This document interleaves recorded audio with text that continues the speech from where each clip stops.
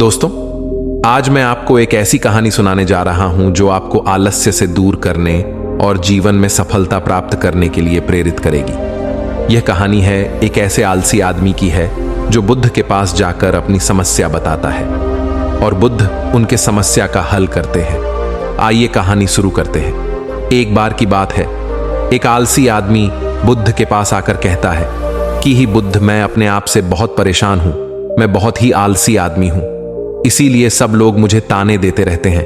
क्या आपके पास कोई ऐसा मार्ग है जिससे मेरा अलग से दूर हो सके? यह सुनकर बुद्ध ने कहा कि तुम्हें कैसे पता कि तुम आलसी आदमी हो? इस बात का उत्तर देते हुए वो आदमी बोला कि हे बुद्ध, सब लोग मुझसे कहते रहते हैं कि तू बहुत आलसी आदमी है, तुझसे कोई काम ठीक से नहीं होता, तू हर काम को टलता रहता है और बिना जाने क्या क्या बातें कहते रहते हैं। यहां तक कि मेरे परिवार के लोग भी मुझे आलसी आदमी कर पुकारते हैं। यह सुनकर बुद्ध उस आदमी से पूछते हैं कि तुम्हारे पास आलसी होने का कोई प्रमाण है? क्या तुम यह सिद्ध कर सकते हो कि तुम एक आलसी आदमी हो? यह सुनकर वह आदमी कहता है कि हे बुद्ध, मैं कभी भी सुबह जल्दी नहीं उठ पाता और हर काम को टालता रहता हूं। मुझे लगता है कि आलसी होने के लिए यह प्रमाण काफी होगा। इस आदमी की बातें सुनकर बुद्ध कहते हैं कि आलसी को समझने के लिए हमें यह जानना होगा कि आलसी क्या है और वो किसी आदमी के शरीर में कैसे जन्म लेता है। अगर कोई आदमी किसी काम में पूरा मन नहीं लगा रहा, उसमें उस काम के प्रति जोश नहीं है, उत्साह नहीं है, तो उसका कारण आलसी होता है। आलसी जोश और उत्साह का विपरीत होता है। इसे समझने के लिए हमें यह जानना अति आवश्यक है कि आलसी आदमी के शरीर में दो स्तर पर जन्म लेता है, शारीरिक स्तर और मानसिक स्तर। यह कहते हुए बुद्ध ने उसे समझाना शुरू किया कि सबसे पहले शारीरिक स्तर पे आलसी को समझते हैं। इसके बाद बुद्ध ने अपने कुटिया के भिक्षु की तरफ इशारा करते हुए कहा कि तुम जरा गौर से इन भिक्षु का चलना, उठाना, बैठना और लेटना देखो।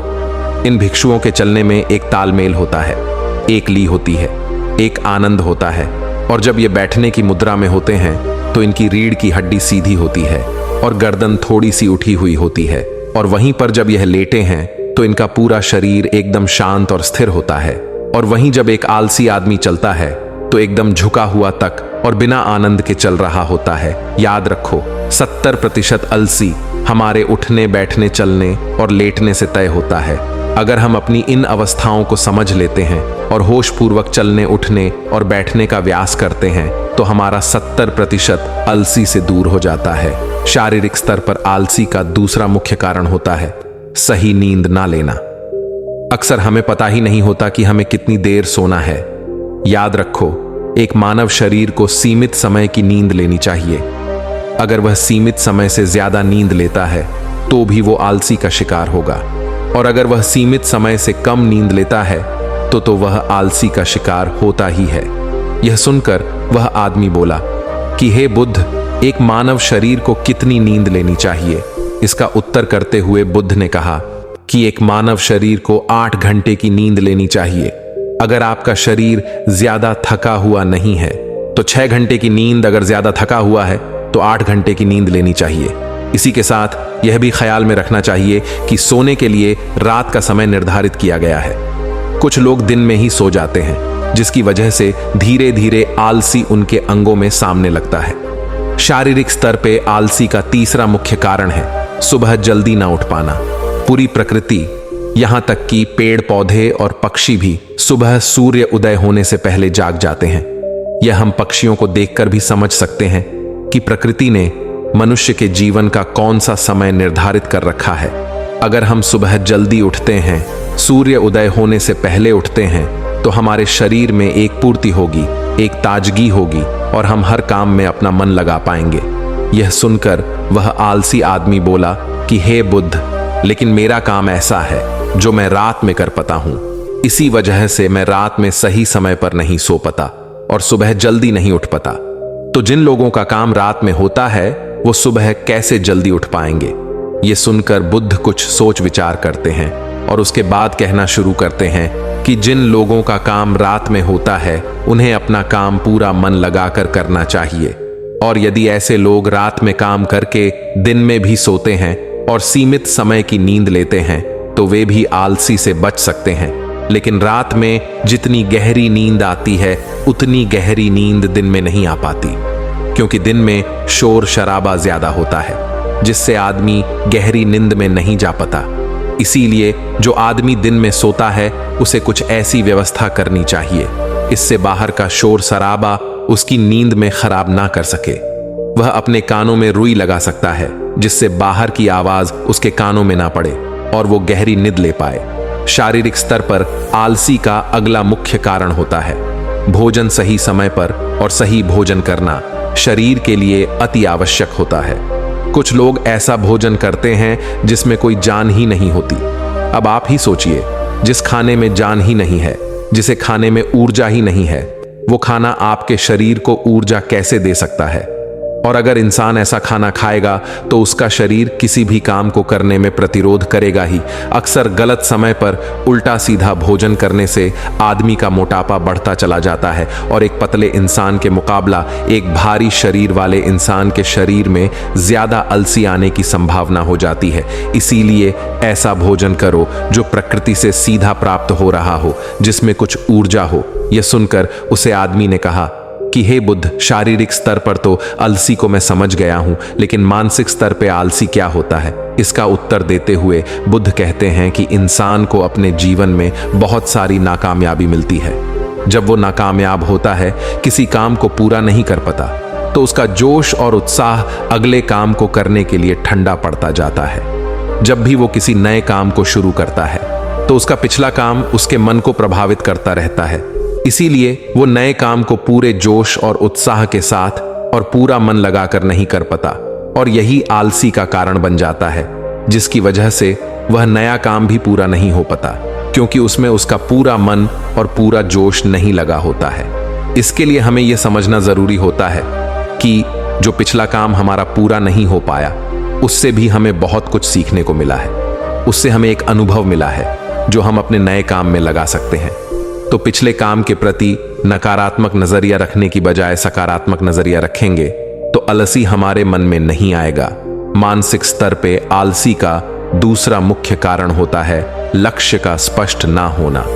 ये कहकर बुद्ध उस आलसी आदमी से सवाल करते हैं कि मान लो यदि तुम किसी जंगल में फंस गए हो और तुम्हारे पास खाने पीने के लिए कुछ भी नहीं है, तो तुम क्या करोगे?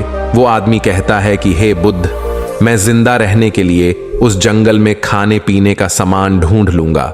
यह सुनकर बुद्ध कहते हैं कि अगर तुम्हें फिर भी खाने पीने का सामान नहीं मिलता तो इसका जवाब देते हुए वो आदमी कहता है कि हे बुद्ध, तो मैं किसी भी तरह किसी भी कीमत पर उस जंगल से बाहर निकलने का पूरा प्रयास करूंगा।